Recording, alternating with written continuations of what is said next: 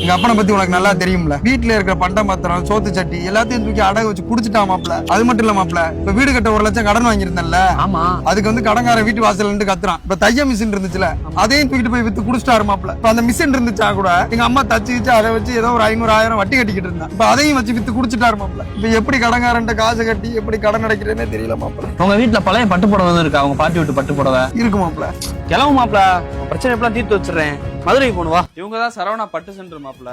உங்க வீட்டுல உள்ள பழைய புடவெல்லாம் கொடுத்தீங்கன்னா அதுக்கு தகுந்த மாதிரி காசு தந்துருவாப்ல. அது எப்படிடா பழைய பட்டு புடவை காசு கொடுப்பாங்க? இந்த புடவையில ஜருகை இருக்கு பாத்தியா, இது வெள்ளி ஜருகையா இருந்தா இந்த ஜருகைக்கு ஏத்த காசை கொடுத்துட்டு புடவை எடுத்துக்குவாங்க மாப்ள. நம்ம பழைய பட்டு புடவை மட்டும் இல்ல ப்ரோ, பழைய வெள்ளி பொருளும் நல்ல ரேட்டு கொடுத்து எடுத்துக்கிறோம். நீங்க நேர்ல வந்து தான் கொடுக்கணும்னு அவசியம் இல்ல. உங்க சாரியோட போட்டோவை எங்க வாட்ஸ்அப் நம்பருக்கு நீங்க அனுப்பிச்சு விட்டாவே இது போகுமா போகாதா, போற மாதிரி இருந்தா எவ்வளவு போகும் எல்லாமே நாங்க பார்த்து சொல்லிடுவோம். All over Tamil Nadu free doorstep pickup இருக்கு. நம்ம கடை வந்து மதுரை விளக்குத்தூண் நாச்சியார்ஸ் துணி கடையில இருந்து ஒரு 4-5 கடை தள்ளி தான் நம்ம செகண்ட் ஃப்ளோர்ல. மதுரையில மட்டும் இல்ல ஷாப், கோயம்புத்தூர்ல ஒரு பிரான்ச் இருக்கு. இதெல்லாம் உனக்கு எப்படி மாப்ள தெரியுது? அவ்வளவுக்கு கிரைண்டரா?